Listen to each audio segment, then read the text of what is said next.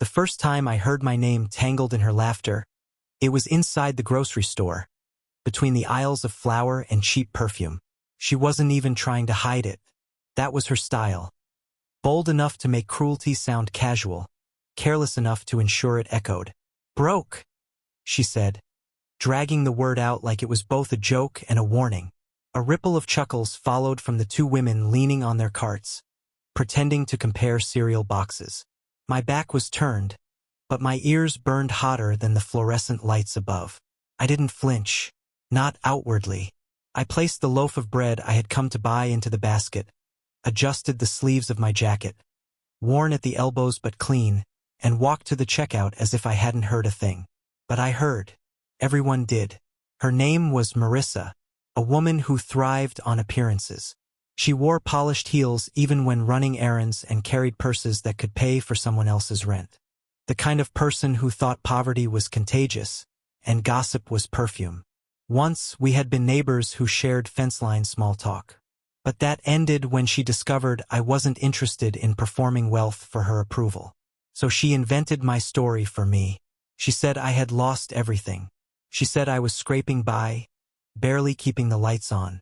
She said I owed people, and people listened, because nothing entertains a town faster than a whispered downfall. That night, I sat by my kitchen window, the one that looked out over the narrow street where porch lights glowed like watchful eyes. I thought of how quickly a lie can run, how it sprints ahead of you, kicking dust in your face, while the truth limps behind with no one cheering. I wasn't broke. Not in the way she wanted people to believe. I had worked years, quietly, relentlessly, stacking away what I earned. I learned to save, to build. My pockets weren't empty.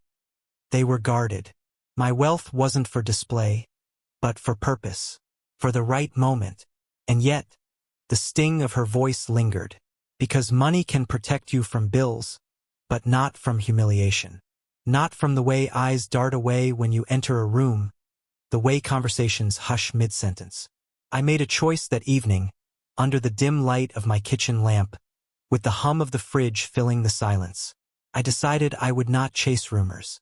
I would let them chase themselves into exhaustion. But when the time came, when her confidence swelled so high it blinded her, I would be there.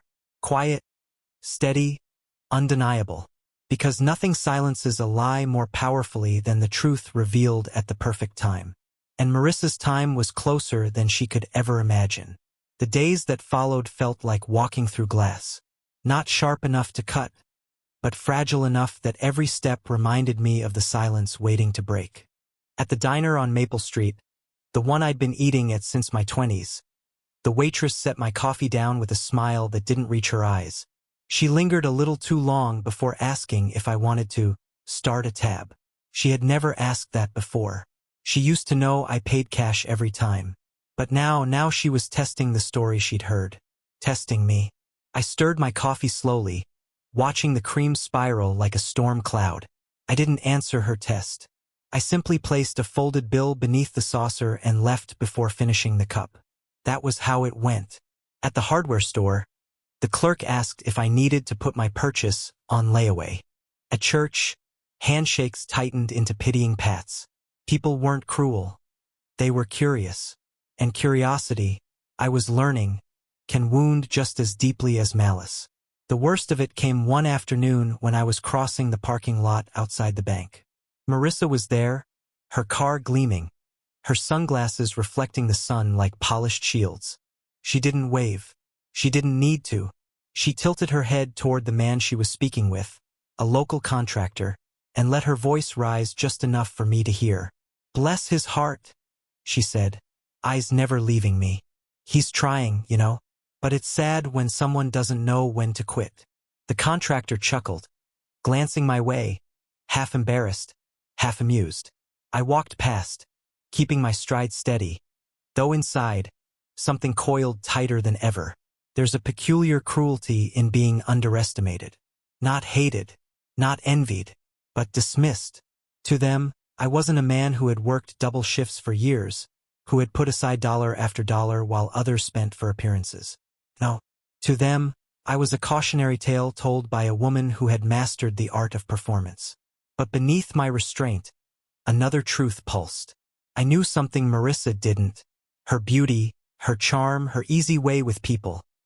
It was all painted over cracks she thought no one could see. The late-night calls to collectors, the overdraft notices that sometimes ended up in the wrong mailbox, the way she never lingered in stores too long because cards declined faster than her smile could recover. Yes, I knew.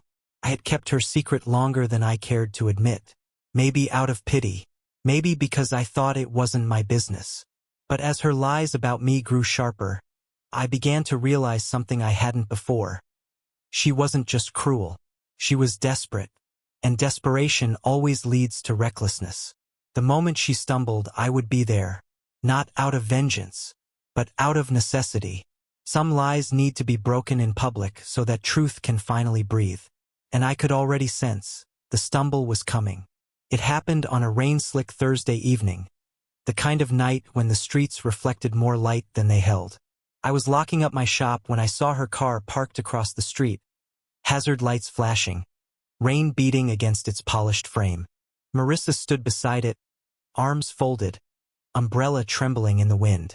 For a moment I considered walking past. She wasn't my concern. But then I noticed the way she shifted from one heel to the other, restless, glancing toward the glowing windows of the boutique she'd just exited. Inside, I could still see the clerk holding a slip of paper. Marissa's declined receipt. The sight froze me, not because I was surprised, but because the mask she wore so well, the one made of confidence and cruelty, had finally cracked in public. She wasn't laughing now. She wasn't whispering about me to anyone. She was just standing there, drenched in a storm she couldn't control. I should have walked away. Every reasonable thought in me said so. But another part, quieter, sharper, whispered, "This is the moment you've been waiting for." I crossed the street, the rain soaking through my jacket, and stopped just a few feet from her. Her eyes widened, not with gratitude, but with a flicker of shame that flashed quicker than lightning. "Car trouble?" I asked, my voice steady. She shook her head. "No, nothing like that." Her tone was clipped, defensive, as if the very idea of me witnessing her struggle was worse than the struggle itself. The clerk from the boutique stepped outside then, holding the slip of paper like evidence. "Ma'am, we'll need another form of payment," he called, his voice loud enough for passers-by to hear. Marissa's jaw tightened. She shot me a look that could have carved stone. "I'll handle it," she hissed. But I saw it, the falter in her hands, the way her purse hung heavier than pride could disguise. She couldn't handle it. Not tonight. And here was the turn. In that instant, I realized this wasn't just about me. This wasn't only revenge or karma or pride. This was about the way truth has a habit of clawing its way to the surface, no matter how many layers of perfume and laughter you bury it under. I could have humiliated her then and there. I could have let the clerk repeat himself until the whole block knew. But something inside me shifted, unexpected and unsettling. Instead, I said quietly, "Let me." Her head snapped toward me, rainwater tracing down her face like cracks in porcelain. "You?" she spat. "You can't." I reached into my jacket pocket and pulled out a folded stack of bills. More than enough. I handed them to the clerk without another word. The transaction was swift, clean, undeniable. The clerk nodded his thanks and retreated inside. Silence clung between us, broken only by the rain hammering the pavement. Marissa stared at me, disbelief warring with humiliation in her eyes. For once, she had no story to tell. No laughter, no lie, just silence.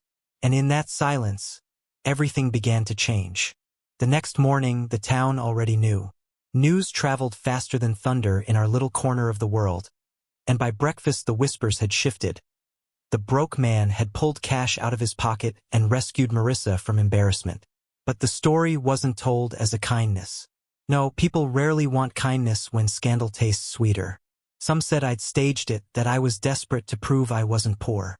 Others claimed it was borrowed money, a last-ditch stunt. And Marissa? She said nothing. That silence was worse than her laughter had ever been. Silence is space for imagination, and in that space people built stories taller than truth could reach. Everywhere I went, eyes followed, measuring me against the rumors. I felt the weight of it one evening at the diner, where I sat alone in a booth near the window. Two men at the counter spoke low, but not low enough. Funny how he had all that cash just lying around, one said.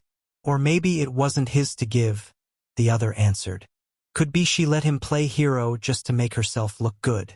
I clenched my hands beneath the table. The bills I'd handed over were hard-earned, saved through years of sacrifice. And yet, in their mouths they turned to tricks, illusions, lies. The waitress approached, filling my cup with coffee I didn't ask for. She hesitated, then leaned closer. "You don't have to prove anything," she whispered.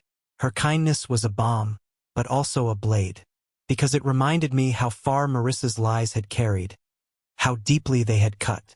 That night, I walked home under a sky heavy with stars, every step echoing with questions I had tried to bury. Had I been a fool to stay silent for so long? Had my restraint been dignity or cowardice? Because here was the truth. I had money, yes, enough to pay her bills, enough to end the whispers if I chose. But I also had pride, scarred and bruised from months of ridicule. And pride doesn't heal in silence. I thought of the years I'd spent saving, not just for myself but for a future I rarely spoke of. Land I'd bought in quiet deals. Investments no one cared to notice because they were too busy mocking the car I drove or the clothes I wore. My wealth wasn't flashy, but it was real. And yet, because of her, all anyone could see was a shadow. Marissa and I were now tied together by that night in the rain. She couldn't admit her lie, and I couldn't escape it without tearing open the truth she had buried me under. The dilemma pressed harder each day. Remain silent and let the town shape my name, or step into the light with everything I had hidden, risking not just my money, but the privacy I had guarded for so long. By the end of that week, the decision was no longer mine to postpone. Because Marissa, desperate to regain control, invited me into the very stage where truth would demand to be spoken. And once I stepped onto it, there would be no turning back. It was the charity gala, the one Marissa had been bragging about for weeks. She had sent out invitations with embossed lettering, rented out the town hall, and promised that her name would shine brighter than the chandeliers she'd ordered on loan. I hadn't planned on attending, but the envelope had arrived at my doorstep anyway, sealed with gold foil. Maybe she sent it as a dare, maybe as a warning. Either way, I went. The hall glittered that night. Sequins, champagne, laughter that rang just a touch too loud. And in the center of it all, Marissa, draped in emerald silk, smiling like she owned the room. Her laughter floated through the air, sweetened with nerves I could spot from across the floor. The auction began. Trips to Tuscany, a diamond bracelet, gift baskets stacked higher than children. Hands lifted, bids rose. Marissa orchestrated it all, basking in applause, until the final item appeared. A medical bill fund for a local family, the centerpiece of her event, the proof she had claimed of her generosity. But when the pledge sheet reached her, the room expected her to lead. They always did. She lifted her glass, smile unwavering, and announced, 10,000. Applause erupted. The family wept, and then silence, because the coordinator, standing stiffly at the podium, leaned into the microphone. "Your card, ma'am. It's been declined." The words fell like glass shattering. Murmurs rippled through the crowd. Marissa's smile faltered, then recovered too quickly. "That's impossible. Try again." But the second attempt rang no different. Declined. The room's golden glow soured into fluorescent judgment.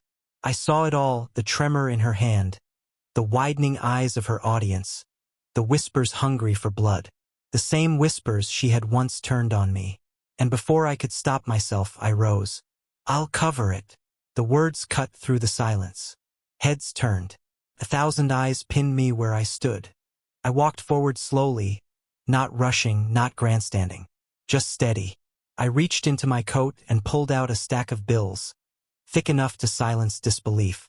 I laid them on the table in front of the coordinator, each one crisp, counted, undeniable. Gasps echoed. Cameras clicked. The coordinator's hands shook as he accepted the cash. 10,000. Paid in full. The family sobbed again, this time with relief. The room broke into scattered applause, unsure whether to cheer or to watch the spectacle unfold. And Marissa? She stared at me as though I had ripped the mask from her face in front of her kingdom. Her lips parted, searching for words, but none came. I didn't gloat. I didn't smile. I simply looked at her, steady, unflinching, and said quietly enough for only her to hear. Lies always come with a bill, Marissa. Tonight, I paid yours. Her glass slipped from her hand, shattering against the marble floor. And in that sound, the sound of something breaking beyond repair, the hall seemed to hold its breath. The reckoning had come. When I stepped outside that night, the air was sharp with autumn. The gala lights spilled onto the street, but I walked past them, past the murmurs, past the stares that followed like shadows. For months, I had been the story Marissa told. Tonight, I had rewritten it. Yet as my shoes struck the pavement, I realized the victory wasn't the roar of applause or the shock frozen on her face. It was quieter, heavier, almost solemn, because humiliation, no matter who wears it, never tastes sweet. I thought of her standing there in emerald silk, the shards of glass at her feet, the silence swallowing her. People would feast on that moment for weeks, retelling it in coffee shops, exaggerating it over dinner tables. Her empire of whispers had collapsed in the very same way it had risen, through the mouths of others. And me? I wasn't sure I liked the way they looked at me now either. Not pity, not ridicule, but something else. Fear mixed with awe, the kind of look people give when they realize you were never who they thought you were. At home, I sat again by the kitchen window, the same seat where months earlier I had decided to wait. Only now the waiting was over. The truth had been revealed. The lie had been buried. But it didn't feel like triumph. It felt like shedding a skin I had never asked to wear. The money I spent that night didn't matter. What mattered was the lesson carved into me. That silence can be a weapon, but it is also a weight. For too long, I had let her voice define mine, believing restraint was enough to protect me. But truth needs air. And sometimes, to breathe, it has to cut through the noise with undeniable force.